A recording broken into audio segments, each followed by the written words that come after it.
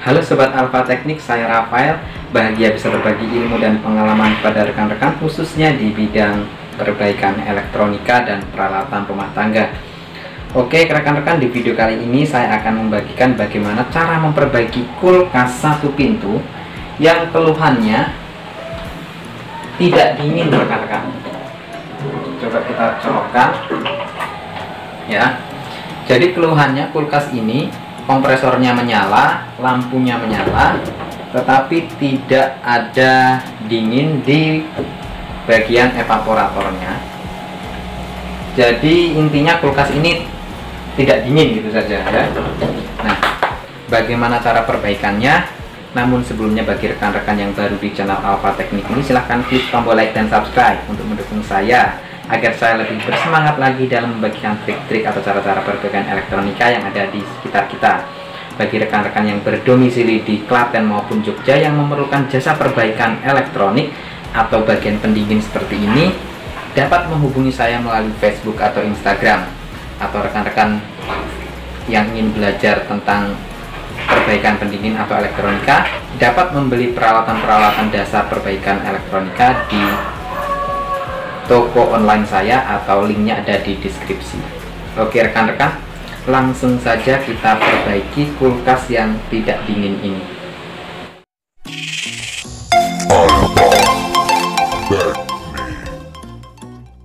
Nah oke rekan-rekan, setelah kita balik ya bagian belakangnya seperti ini, sebelum kita memperbaiki saya akan jelaskan dulu. Jadi videonya mungkin durasinya agak sedikit panjang, tetapi rekan-rekan tonton sampai selesai agar rekan-rekan tahu sistem kerjanya dan mengerti tentang kulkas. Jadi untuk perbaikan selanjutnya rekan-rekan sudah dapat menganalisa sendiri ya. Oke rekan-rekan, nah kulkas itu seperti ini rekan-rekan. Jadi di sini bagian mesinnya, nah, di kompresor ini dinyalakan oleh listrik AC 220 ya seperti ini.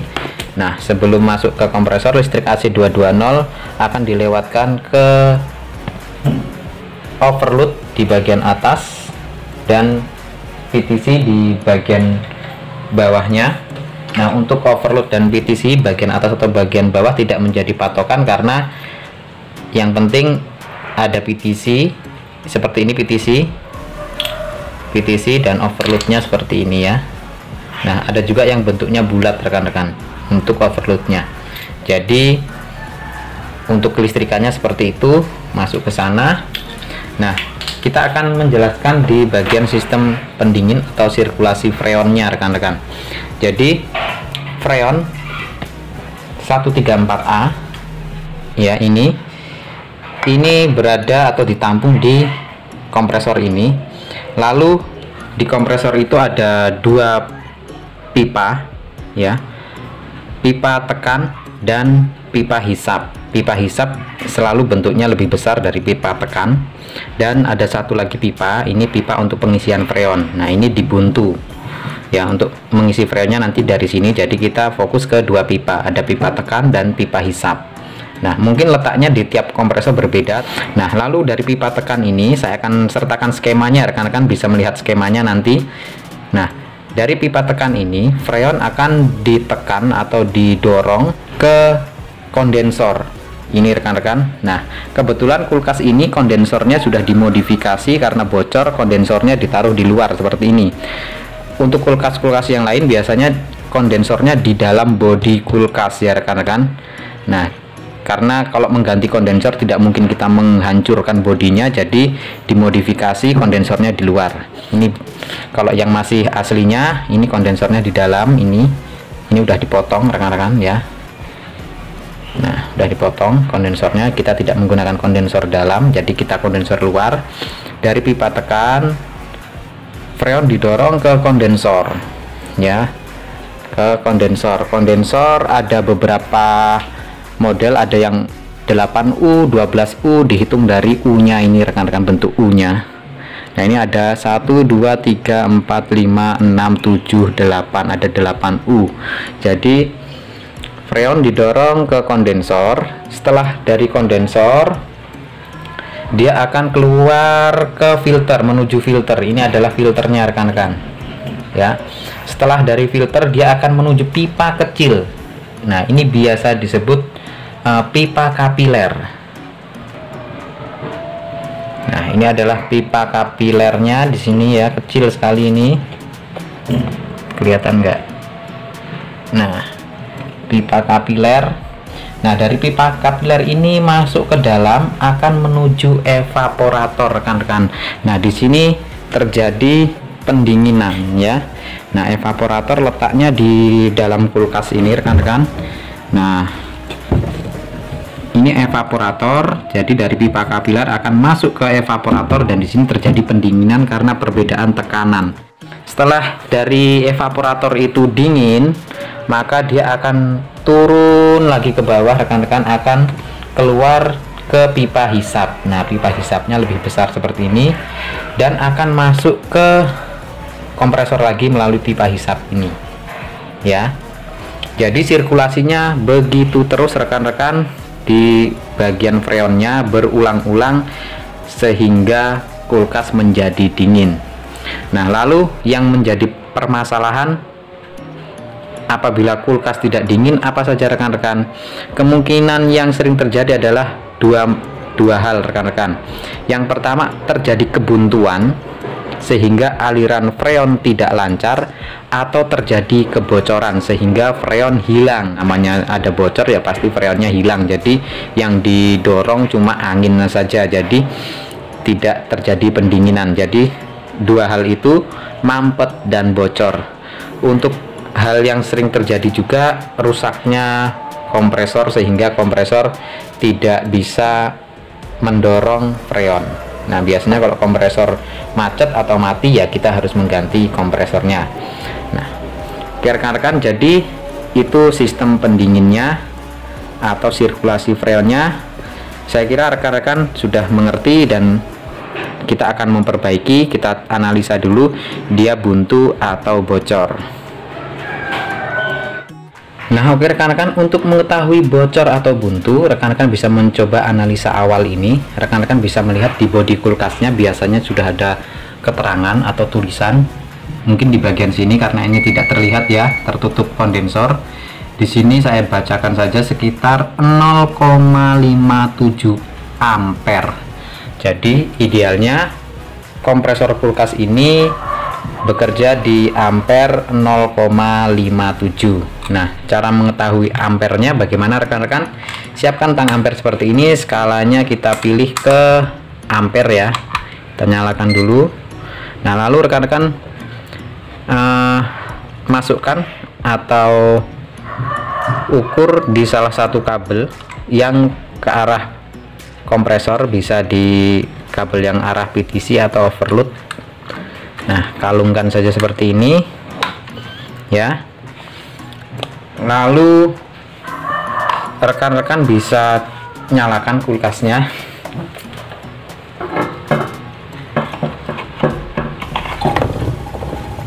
Oke, saya sudah colokkan. Kita nyalakan kulkasnya dan kita lihat ada ampere yang tinggi, rekan-rekan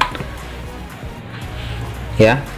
Kalau rekan-rekan lihat ada 2,6 ampere ya. Ini ampernya tinggi sekali. Berarti ini rekan-rekan, jangan lama-lama, kita copot lagi aja. Nah, berarti ada indikasi ini buntu, rekan-rekan. Nah, jadi untuk mengetahui buntu atau bocor, rekan-rekan bisa melihat di ampernya. Jika ampernya tinggi di atas spesifikasinya, kita sudah membaca spesifikasinya 0,57 ampere, tetapi di sini bisa sampai 2 ampere tadi, berarti ini ada buntu. Tetapi jika ampernya sama atau di bawah dari 0,57 yang tertera di bodinya ini, rekan-rekan, berarti ini ada kemungkinan bocor.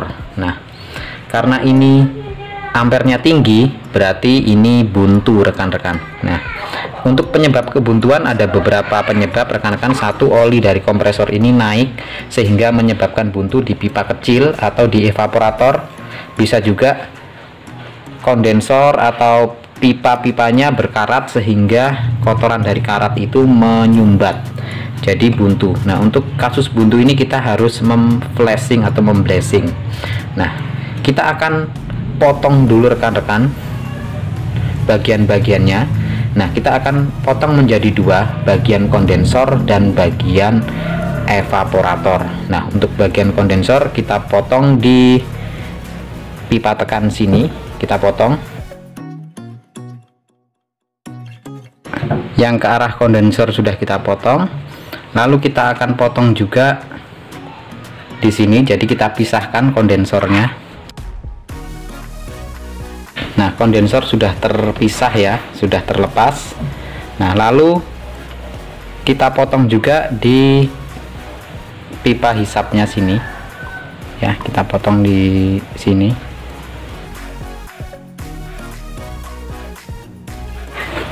Nah, oke rekan-rekan, kita sudah lepas menjadi dua bagian. Jadi untuk kondensornya sudah kita potong sendiri, dan untuk ke arah evaporator kita sudah potong juga, jadi sudah berdiri sendiri-sendiri.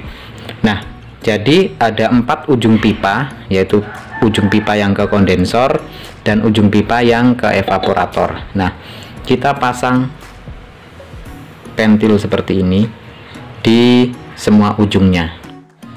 Nah, kita akan memasang pentil-pentil di setiap ujung pipanya. Nah, tapi kita lepas dulu ini rekan-rekan filternya, sehingga hanya pipa kapiler yang akan kita beri pentil nanti. Nah, kita lepas dulu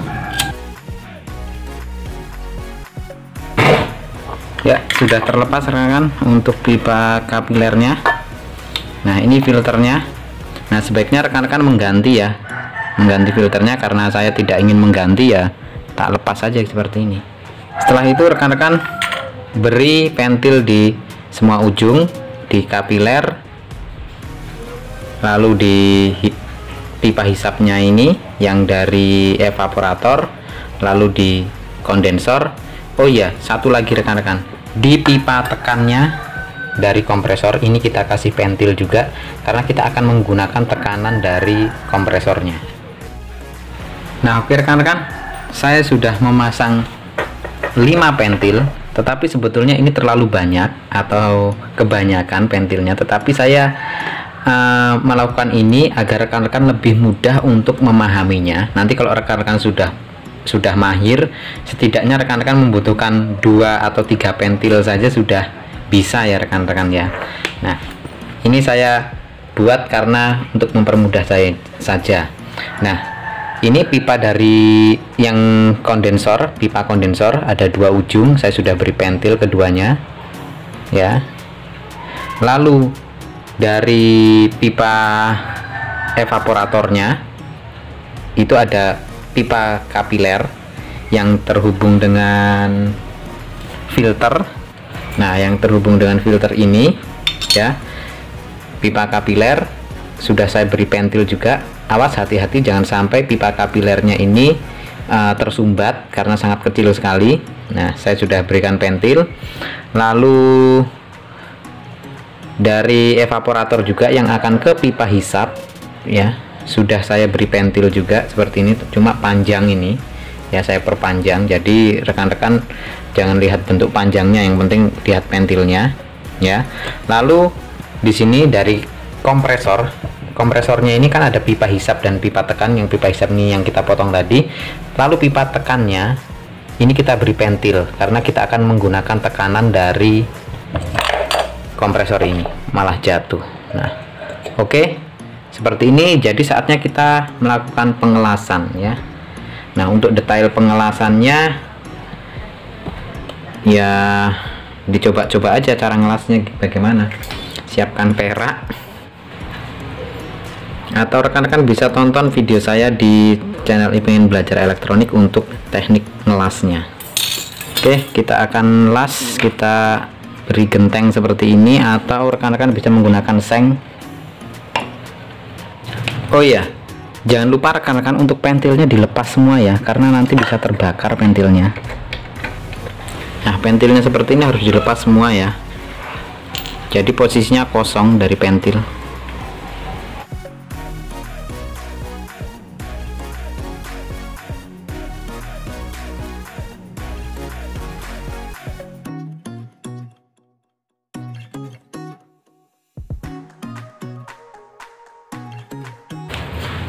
Nah, oke rekan-rekan, kita sudah las semuanya. Kalau rekan-rekan menginginkan pendinginan yang lebih cepat, rekan-rekan siapkan air seperti ini dan kain. Nah, kita bisa oles-oleskan kain basahnya di sini agar mempercepat proses dingin dari pengelasan. Nah, oke rekan-rekan, setelah kita pasang semua pentil-pentil di kondensor maupun di pipa kapiler dan pipa hisap yang dari evaporator, jadi ada 4 ujung yang kita beri pentil. Lalu satu hal yang lupa ya rekan-rekan, jadi kita kan kasih pentil di bagian pipa tekannya ini ya rekan-rekan. Nah, sebelumnya ini hampir kelupaan, jadi rekan-rekan setelah kita potong semua, seharusnya rekan-rekan cek dulu kesehatan kompresor ya. Caranya pasangkan tang ampere seperti ini, nyalakan tang ampere, lalu kita colokkan.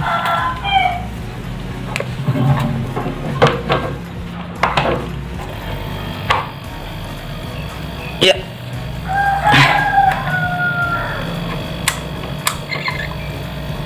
Nah, untuk kompresor yang normal itu seharusnya saat posisi terpotong semua, ampernya ini 0,54 sesuai atau di bawah dari tulisan yang ada di bodinya. Oke, yang ada di bodinya situ. Nah, ini ampernya bagus di bawahnya. Jadi kompresornya ini seharusnya bagus, tetapi kita jangan pastikan dulu, tetapi kita tekan dulu atau tutup di pipa tekannya ini rekan-rekan, apakah dia bisa menekan anginnya, apakah keluar. Ditutup dengan jari seperti ini. Ternyata ini anginnya tidak keluar rekan-rekan. Jadi ini macetnya atau buntunya karena kompresor ini sudah tidak kuat untuk memberi tekanan kepada freon sehingga sirkulasi freonnya terhambat. Nah, jadi ini kompresornya rusak rekan-rekan. Ini untuk hisapnya masih bisa ya, ini hisapnya masih bisa menghisap, tetapi untuk tekannya ini tidak bisa mengeluarkan angin ya rekan-rekan. Nah, harusnya kompresor yang bagus itu bisa mengeluarkan angin. Nah, jadi walaupun ampernya bagus tetapi kompresornya ini rusak karena sudah tidak bisa menekan angin ya. Nah, kita akan ganti kompresornya rekan-rekan. Nah, oke rekan-rekan, di sini saya mempunyai sebuah kompresor lainnya. Nah, kita akan mengganti kompresornya ini. Caranya untuk setiap model berbeda-beda, tapi ada yang dibaut, ada yang diklip seperti ini. Intinya kita keluarkan saja kompresornya dan kita ganti dengan menggunakan yang ini.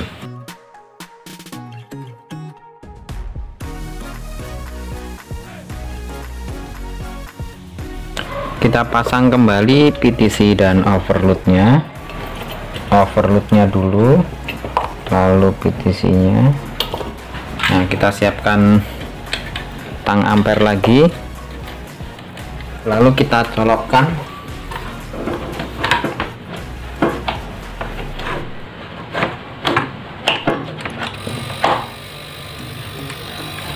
Oke, saya sudah colokkan dan tang ampere menunjukkan ampere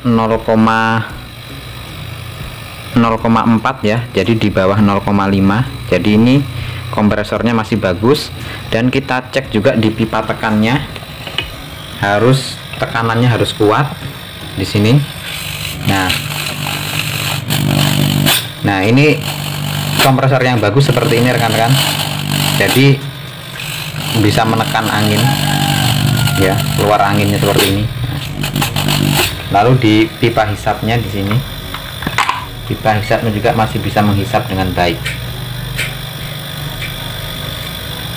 Nah, oke, jadi kita sudah berhasil mengganti kompresornya.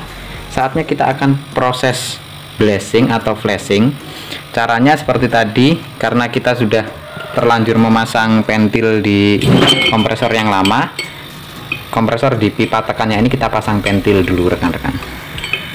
Nah, oke rekan-rekan, pentil di pipa tekan saya sudah pasang. Nah, saatnya kita mempelajari sesuatu yang penting. ya di dalam perbaikan kulkas, yaitu mengecek kebocoran atau kebuntuan.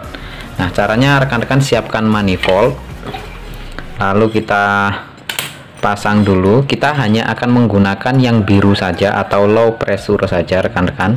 Jadi rekan-rekan tidak harus membeli yang dua seperti ini, jadi yang satu saja tidak masalah. Lalu pipa atau selang masuknya, inlet intake-nya kita sambung ke pipa tekan. Nah, karena kita akan mengisi udara. Nah, setelah kita pasang seperti ini, nah kita akan mengecek bagian kondensor dulu rekan-rekan ya. Kedua ujungnya sudah ada pentil. Nah, kita akan mengecek ke salah satu ujung pentilnya. Untuk output dari manifold kita sambung ke salah satu ujungnya. Lalu ujung yang satunya ini rekan-rekan beri pentil ya, pentil seperti ini agar tersumbat ya. Nah, seperti ini. Nah, ini fungsinya agar tersumbat, jadi udara yang di dalam ini akan berhenti ya, tidak keluar ya. Pastikan kencang. Lalu rekan-rekan tutup dulu keran manifold yang bagian biru ya, sudah tertutup. Lalu rekan-rekan nyalakan kompresornya ya, kompresor kulkas itu sendiri kita nyalakan. Oke, saya sudah colokkan dan menyala. Lalu kita buka kerannya ya, sampai tekanan tertentu kita tutup kerannya. Saya menginginkan 110. Nah, lalu kita tutup, lalu kita cabut, kita matikan, kita cabut lagi.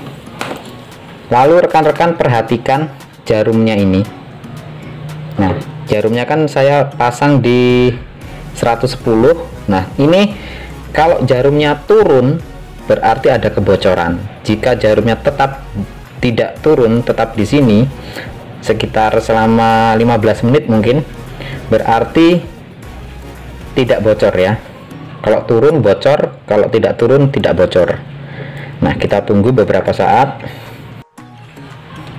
Oke rekan-rekan, setelah kita tunggu beberapa saat, tidak ada kebocoran di pipa kondensor, jadi kondensornya aman.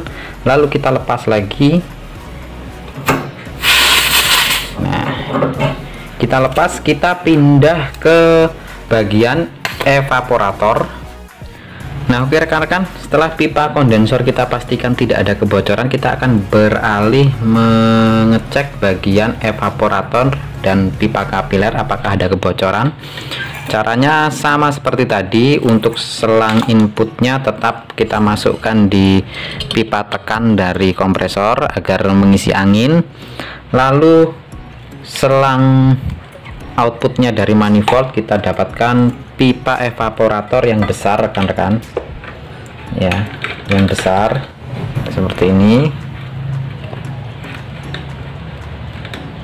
Oke, lalu pentil yang dari pipa kapiler ini rekan-rekan bisa beri pentil ya, ditutup dengan pentil seperti ini.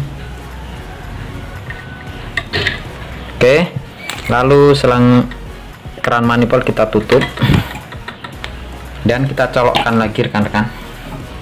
Kita nyalakan kompresornya ya, kompresor sudah menyala. Lalu kita buka kerannya dari manifold sampai tekanan tertentu, lalu kita tutup. Nah, saya menginginkan tekanan misalnya sekitar 100 PSI. Nanti setelah 100 kita tutup ya, kita tutup.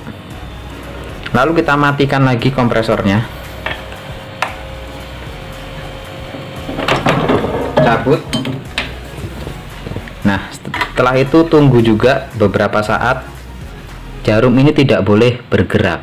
Jika bergerak turun berarti ada kebocoran. Jika tetap saja di sini berarti masih bagus, tidak ada kebocoran. Nah, kita tunggu beberapa saat. Nah, oke rekan-rekan, setelah kita tunggu beberapa saat tetap saja jarumnya tidak bergerak, berarti ini tidak ada kebocoran rekan-rekan. Jadi rekan-rekan bisa melepas selang manifoldnya. Nah, kita lepas semuanya ya, kita sudah lepas semuanya. Lalu untuk pentil-pentil yang kita pasang tadi kita lepas semuanya juga rekan-rekan, yang untuk menahan angin tadi. Nah, oke rekan-rekan, setelah kita pastikan pipa-pipa tidak ada kebocoran, nah ini proses kedua yang penting, yaitu proses flashing atau blessing. Ada yang menyebutnya flashing, ada yang menyebutnya blessing, tapi intinya kita akan membersihkan pipa-pipanya dari kotoran maupun oli yang terperangkap di pipa-pipanya. Ada beberapa metode rekan-rekan, yaitu hisap dan dorong. Nah, saya akan jelaskan kepada rekan-rekan dua metode tersebut sehingga rekan-rekan bisa memilih apa yang cocok atau rekan-rekan sukai ya.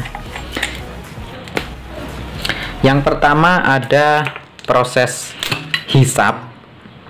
Nah, jadi untuk membersihkan pipa-pipa dari kotoran kita membutuhkan cairan ini rekan-rekan, cairan metil. Nah, ada dua metode. Yang pertama kita akan membahas yang hisap. Jadi kalau yang hisap itu rekan-rekan memberi pentil di pipa hisap dari kompresor ini ya. Setelah itu rekan-rekan mempersiapkan peralatan seperti ini, yaitu botol dengan dua pentil, yang satu lebih panjang, yang satu pendek ya. Nah, prosesnya seperti ini, mekanismenya maksud saya. Jadi dari pipa hisap sini kita dapatkan salah satu pentil yang ada di botol ini ya, katakanlah seperti ini ya. Ini sudah rusak soalnya botolnya. Nah, katakanlah seperti ini hanya untuk gambaran. Nah, seperti ini. Lalu dari pipa evaporator, karena kita akan memblessing bagian evaporator seperti ini mendapatkan salah satu ujung pentil dari botol ini. Nah, seperti ini ya. Wah, ini lepas lagi, ini ke pipa hisap ya. Nah, jadi seperti ini. Kok ini lepas lagi? Nah, jadi seperti ini rekan-rekan ya. Lalu cairan metil ini kita akan isikan di pipa kapiler ini ya. Bisa menggunakan tutup seperti ini. Nah, kita isikan seperti ini sambil kompresornya dinyalakan. Nanti cairan ini akan terhisap melalui pipa kapiler lalu ke evaporator. Dari evaporator dia akan keluar ke pipa ini, lalu dia akan jatuh cairannya di botol ini bersama kotorannya ya, bersama kotorannya karena terhisap oleh kompresor ini. Lakukan cara ini sampai kita mendapatkan cairan yang bersih dan yakin bahwa sudah tidak tersumbat atau sudah tidak ada kotoran lagi di bagian evaporator. Itu untuk metode yang pertama. Bisa juga dikerjakan untuk membersihkan bagian kondensor. Cara ini, yang pertama ini adalah cara hisap ya. Yang kedua saya akan jelaskan cara blessing dengan metode tekan. Nah, kalau ini hisap, sekarang kita akan jelaskan yang tekan. Kita lepas dulu. Nah, untuk proses yang tekan ini rekan-rekan bisa memberi satu selang saja seperti ini ya. Kita pilih yang kuning saja ya biar terlihat. hanya satu selang saja yang kuning seperti ini. Lalu kita pasang selang ini ke pipa tekan dari kompresor seperti ini ya. Lalu kita akan pasang ke salah satu pentil yang akan kita cuci atau yang kita akan bersihkan. Misalnya kita akan membersihkan bagian evaporator. Di sini ada pipa kapiler dan pipa besarnya, pipa keluarnya dari evaporator. Nah, kuncinya di sini kalau untuk memflashing atau memblessing bagian evaporator, rekan-rekan jangan memasang di bagian pipa besarnya ya. Karena apa, nanti kalau mampet bisa saja evaporator menggembung ya. Jadi rekan-rekan pasang di bagian sini pipa kapilernya. Nah, rekan-rekan bisa pasang di sini. Nah, lalu kita nyalakan. Lalu bagaimana untuk cairannya? Nah, cairannya rekan-rekan bisa masukkan di sini ya, di selangnya ini kita lepas di bagian sini ya. Lalu kita isikan metilnya, cairan metil ini, lalu kita tutupkan dan kita nyalakan kompresornya. Nanti otomatis cairan metil akan keluar melalui sini dan terbuang bersama kotoran. Ini untuk metode tekan. Bisa juga dilakukan untuk membersihkan bagian kondensor. Nah, saya akan mempraktekkan metode tekan ini karena menurut saya metode tekan ini yang metode paling cepat. Nah, oke. Kita akan praktekkan. Nah, paling enak kita mempunyai suntikan seperti ini ya. Jadi kita bisa sedot dulu cairan metilnya.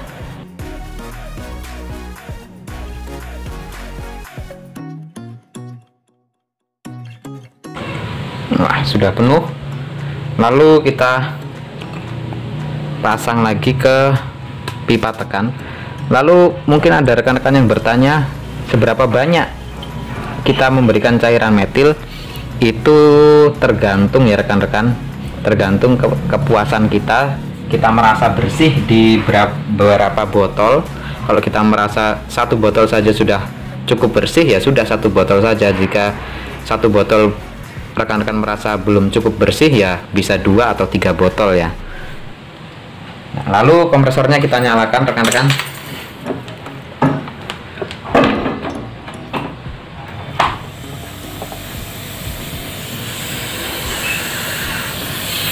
Ya. Nah, kompresornya sudah menyala. Nah, di sini sudah ada angin keluar ya. Nah, kita tutup dengan jari seperti ini, lalu kita lepas seperti ini nanti.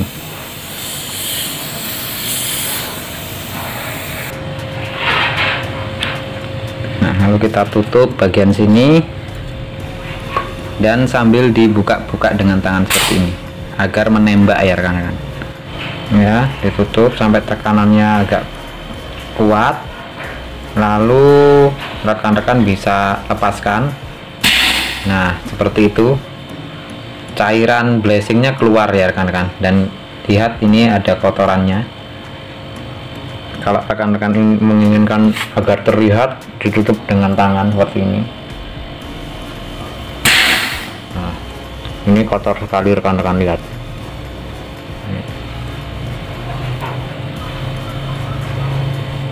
Berarti ada oli yang naik di evaporator ini.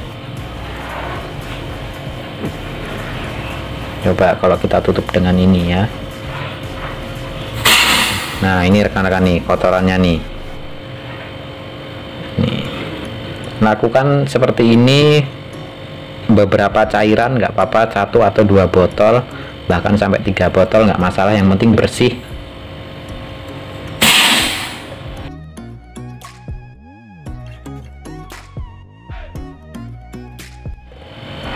Nah, saya akan tambahkan lagi.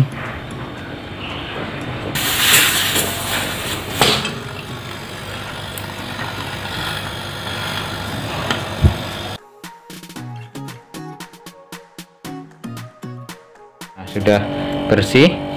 Nah, rekan-rekan bisa pindah ke bagian kondensor. Caranya juga sama rekan-rekan. Rekan-rekan tinggal pindahkan saja ini, pindahkan ke sini, lalu diisi lagi dengan cairan metil. Kita isi lagi.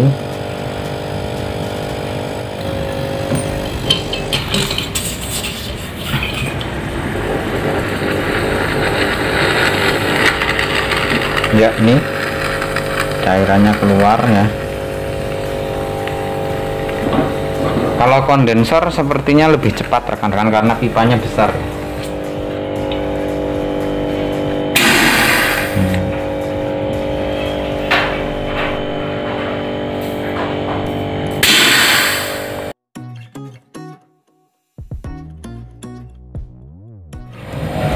Nah, oke.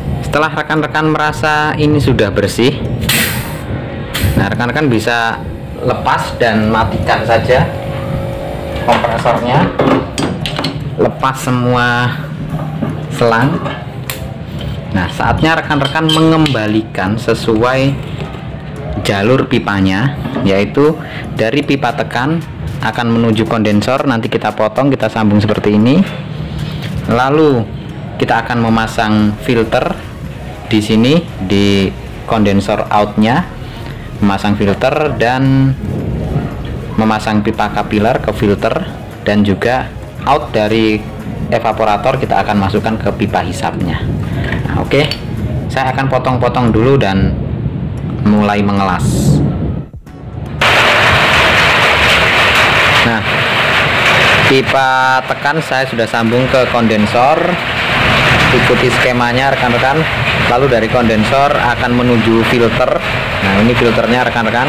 Nah, usahakan untuk filter posisinya menghadap ke atas ya rekan-rekan, karena biar jika ada oli yang ikut ke dorong, dia akan terjebak di filter ya. Kalau filternya turun ke bawah nggak ada fungsinya rekan-rekan. Nah, ini karena saya tidak mungkin memasang seperti ini, saya tambahin pipa agar bisa bentuknya bisa ke atas seperti ini. Lalu kita akan memasang pipa kapilernya ke filter ini. Nah, untuk memotong pipa kapiler agar tidak buntu, jangan ditang ya rekan-rekan, pakai cutter seperti ini, digesek-gesek saja seperti ini. Lalu rekan-rekan bisa goyang-goyang setelah luka, digoyang-goyang seperti ini. Nah, dia akan putus dan pastikan tidak tersumbat. Nah, ada lubangnya seperti itu rekan-rekan ya. Setelah itu rekan-rekan siapkan pipa kapiler lagi. Jadi ada dua yang kita akan masukkan ke filter ini ya. Satu yang mengarah ke evaporator kita masukkan.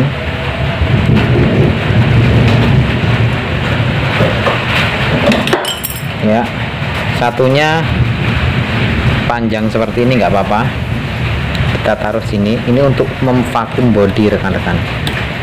Nah, setelah kita masukkan dua-duanya seperti ini, nah lalu kita pasang lagi filternya ini tadi.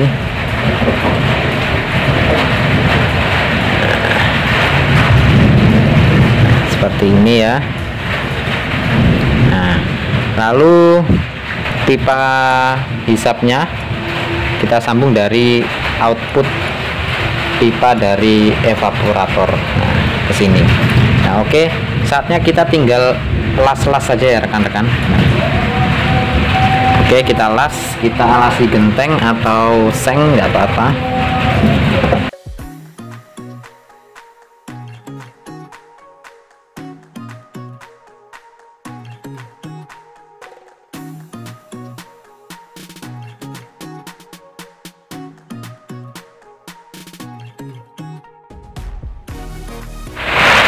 Nah, oke rekan-rekan, ini agak hujan jadi suaranya agak jelek ya rekan-rekan, tapi intinya kita sudah melakukan pengelasan semuanya rekan-rekan.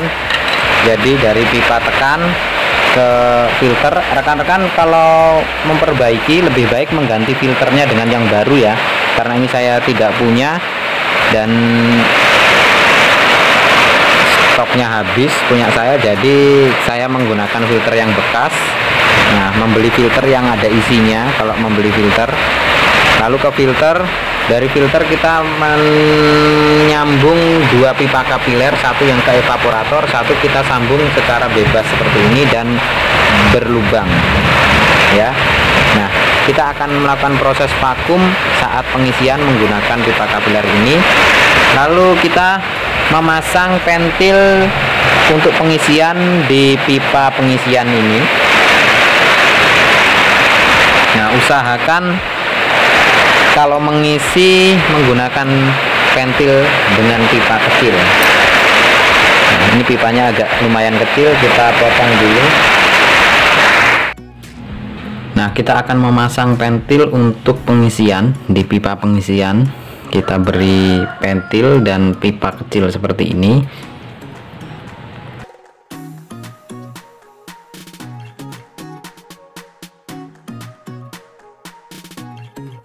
Nah, oke rekan-rekan, setelah kita memasang pentil dan pipa-pipanya, saya sudah jelaskan dari proses pengecekan kebocoran dan proses blasing.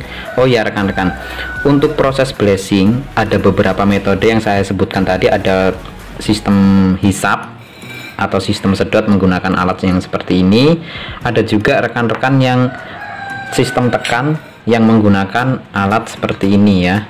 Nah, tetapi kedua alat-alat ini adalah tambahan atau ide kreativitas dari rekan-rekan. Yang saya ajarkan atau yang saya bagikan tadi adalah prinsip dasarnya. Nah, untuk pengembangan lain mungkin ada rekan-rekan yang mempunyai ide, Bang, harus ditambah alat semacam ini Bang supaya tekanannya kuat, jadi proses flashingnya bersih. Nah, itu adalah kreativitas dari rekan-rekan, karena yang saya ajarkan ini adalah prinsip dasarnya. Jadi prinsip dasarnya seperti ini rekan-rekan. Nah, untuk ide-ide lain rekan-rekan bisa menambahkan atau mencari ide-ide lain sehingga prosesnya yang saya jelaskan ini bisa semakin maksimal. Nah, setelah kita melakukan pengembalian jalur-jalur pipanya, nah lalu kita sudah memasang pentil, kita akan melakukan proses vakum dan pengisian freon. Nah, untuk proses vakumnya sendiri juga rekan-rekan ada beberapa metode. Ada yang menggunakan kompresor tersendiri untuk memvakum dari pipa pengisian, pentil pengisian ini. Ada juga yang sistem vakum body. Nah, sistem vakum body ini seperti yang akan saya paparkan ini, yaitu karena sistem vakum body ini adalah sistem vakum yang termurah dan termudah, karena kita tidak perlu mempunyai kompresor, kita bisa melakukan vakum body mandiri.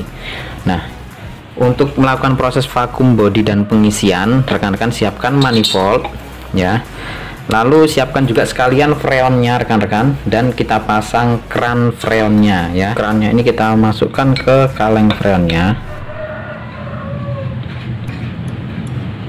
Ini tinggal diputar-putar saja rekan-rekan.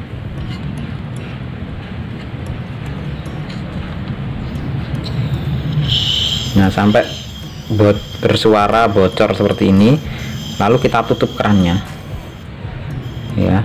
Nah, kita tutup kerannya.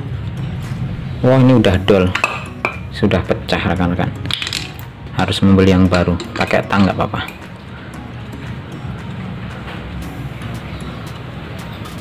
Nah, seperti ini bocor nggak apa-apa, nanti ini dikencangkan, nanti dia akan tertutup ya. Nah, oke, sudah tertutup. Nah, jadi nanti kita tinggal membuka kerannya ini ya.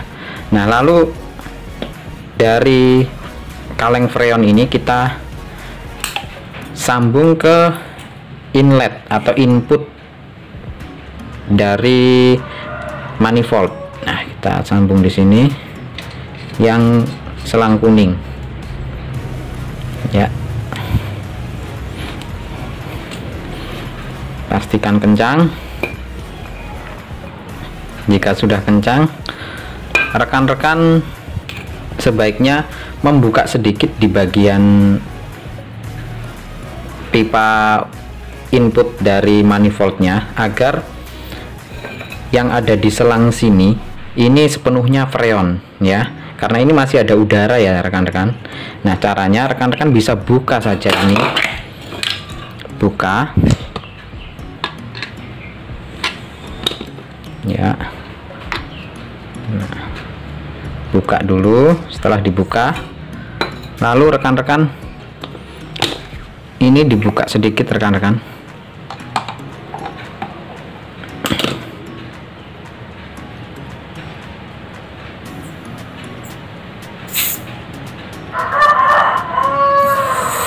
Sampai berdesis ya.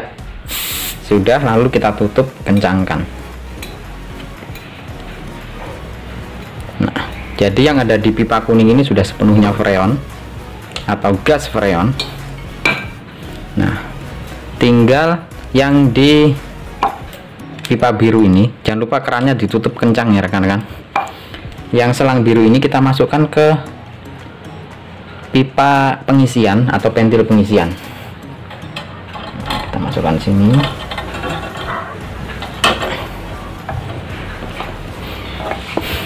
Nah, oke.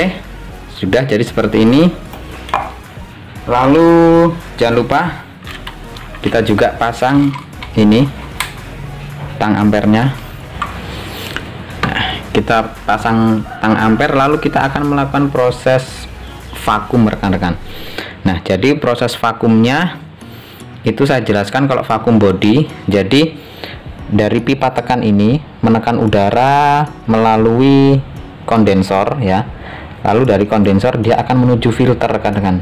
Nah, karena di filter ini ada dua pipa kecil atau pipa kapiler, yang satu masuk menuju evaporator dan yang satu kita sambung dan kita potong sehingga berlubang seperti ini. Otomatis anginnya dia akan kesulitan untuk masuk ke pipa yang akan mengarah ke evaporator, karena di pipa evaporator juga itu kecil, otomatis anginnya akan keluar dari sini rekan-rekan. Nah, caranya kita tinggal nyalakan saja kompresornya.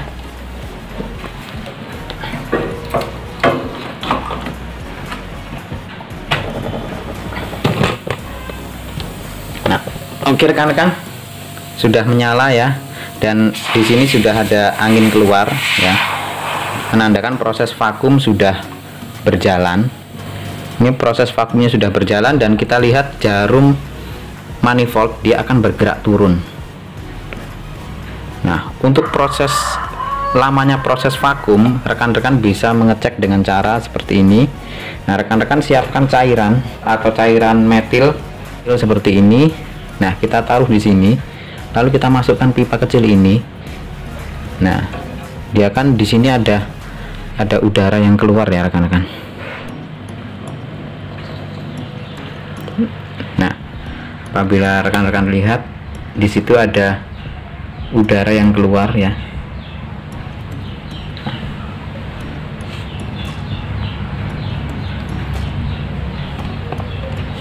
Ini kita tunggu sampai udaranya ini sudah tidak ada gelembung-gelembung udara yang keluar rekan-rekan. Jika gelembung-gelembung udaranya masih sering keluar, berarti proses vakum belum sepenuhnya vakum, tetapi masih ada udara. Jadi sampai udaranya itu hanya pluk, terus selang beberapa lama pluk. Nah, itu berarti proses vakumnya sudah bagus. Nah, oke rekan-rekan, jika sudah tidak ada udara lagi yang keluar ya, berarti proses vakumnya sudah bagus. Dan kita lihat di jarum manifold ini sudah minusnya sudah banyak sekali ya, sudah minus 25 lebih ini. Nah, saatnya rekan-rekan menutup ini rekan-rekan. Nah, prosesnya masih menyala ya, tapi rekan-rekan bisa memotong, dipotong di sini ya, potong saja seperti ini, lalu kita pelas sedikit agar buntu rekan-rekan. Jika sudah buntu seperti itu, kita tinggal lanjutkan ke proses pengisian freon. Nah, proses pengisian freon ini ada dua kunci rekan-rekan yang harus rekan-rekan ingat, yaitu ampere dari kompresor ya. Ampernya harus tidak boleh terlalu tinggi dan melebihi standar yang sudah ditentukan. Kalau kita lihat tadi di sini 0,57 karena kita sudah mengganti kompresor dan kompresor ini bisa sampai 0,6. Nah, berarti kita berpatokannya di situ antara 0,6 dan juga untuk PSI-nya ya, PSI-nya itu sekitar 15 PSI ya. Di sini berarti jarumnya untuk pengisiannya. Nah, kita berpatokan kedua itu juga kita lihat apakah sudah terjadi bunga es. Nah, oke. Kita lakukan proses pengisian. Nah, ini freonnya kita goyang-goyang dulu. Lalu kita buka sedikit-sedikit rekan-rekan. Lihat jarumnya ya. Nah, kita buka kerannya di sini sedikit-sedikit. Ya, dia mengisi naik, lalu kita tutup.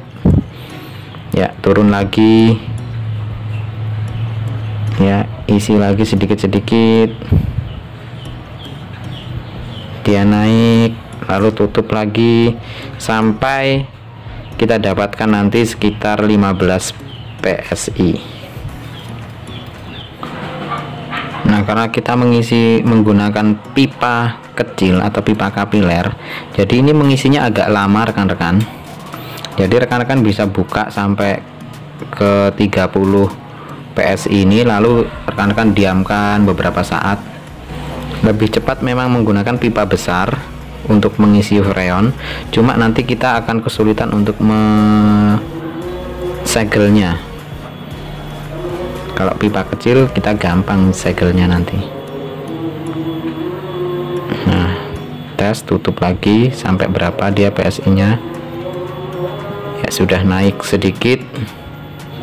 Buka lagi agak lama.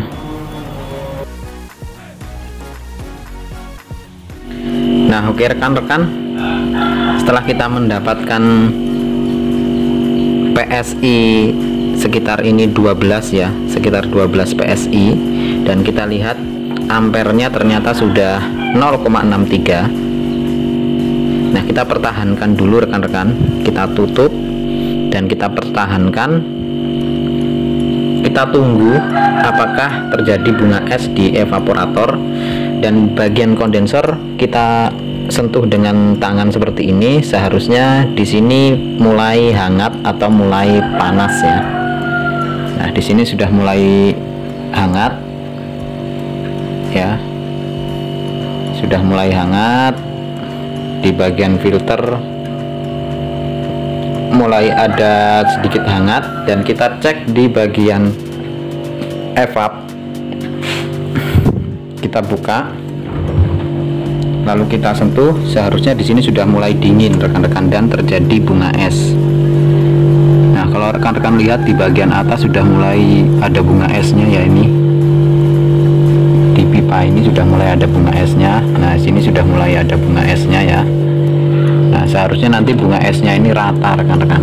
Nah, kita tunggu beberapa saat sampai bunga esnya muncul rata ya. Nah, kita tunggu. Nah, proses menunggunya ini yang agak menyita waktu rekan-rekan. Nah, kita pertahankan di 0,63, sekarang 64 karena kita sudah membuka tadi ya, sudah membuka bagian evap jadi naik. Nanti kalau semakin dingin, kalau sudah terjadi dingin di evap, ampernya ini akan turun rekan-rekan. Nah, kita pertahankan di 13 PSI ini. Nah, kita tunggu ya rekan-rekan. Nah, oke rekan-rekan, setelah kita tunggu beberapa saat dan kita lihat jarum manifoldnya sudah mendapatkan nilai 15 PSI, dan ampernya ternyata setelah kita lihat ini ampernya 0,66 ya. Jadi ternyata kompresor ini karena dia lebih besar, setelah saya cari tahu ternyata ampernya itu 0,67 ya. Ini kompresor pengganti untuk kulkas SAP ini. Ini kompresornya untuk kulkas SAP. Jadi lebih besar dia. Ini aslinya kecil. Ini 0,57. Nah, ini bisa sampai 0,67 ya. Nah, kita dapatkan ampernya 0,65. Jadi ini masih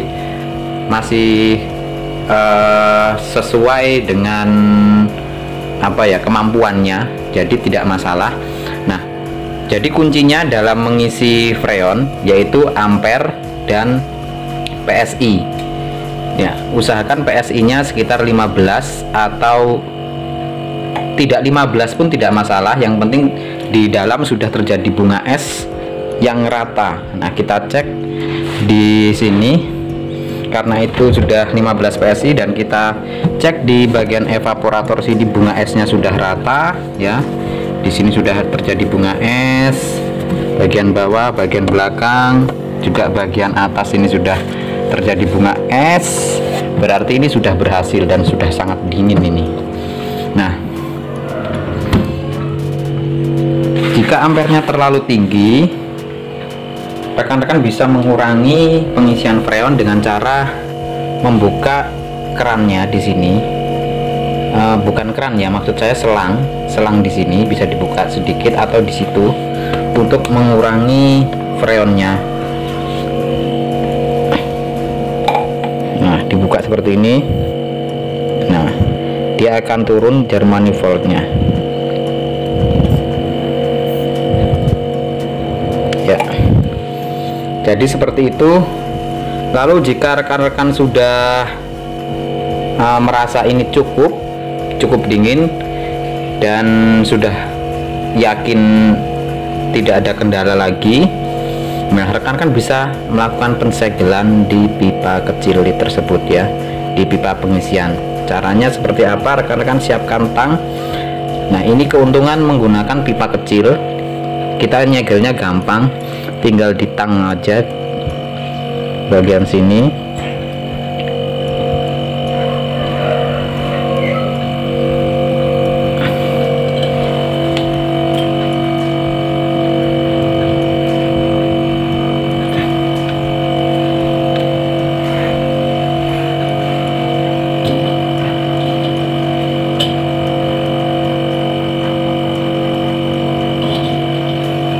Jangan sampai putus ngetangnya, jadi beberapa bagian dibuat seperti ini.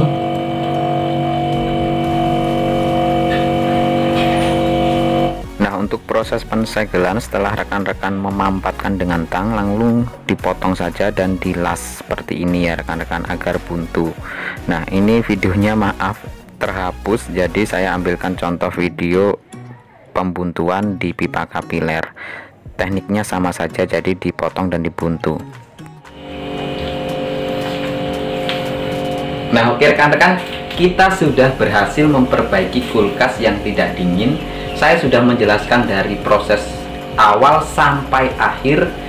Mungkin durasi videonya sedikit lebih lama, tetapi saya paparkan semuanya secara sistematis sehingga rekan-rekan mudah untuk memahaminya. Dari mulai proses kita pengecekan awal sampai kita proses penggantian kompresor, pengecekan kebocoran, proses flashing atau membersihkan pipa-pipa, sampai pengisian freon juga sudah saya jelaskan secara mudah dan seharusnya dapat dipahami rekan-rekan. Untuk ide-ide yang lain, kreativitas dari rekan-rekan, juga pengalaman serta jam terbang itu sangat menentukan keberhasilan atau keahlian rekan-rekan. Nah, setidaknya rekan-rekan bisa mengambil referensi atau pengalaman dari apa yang saya bagikan. Oke rekan-rekan, seperti itu dulu video kali ini. Jangan lupa klik like dan subscribe, juga share videonya agar ilmunya bermanfaat bagi orang lain juga, serta menjadi ladang pahala bagi kita semua. Hargai ilmu dan pengalaman, karena ilmu dan pengalaman itulah yang dibayar mahal. Oke rekan-rekan, sampai jumpa di video-video saya selanjutnya. See you, bye-bye.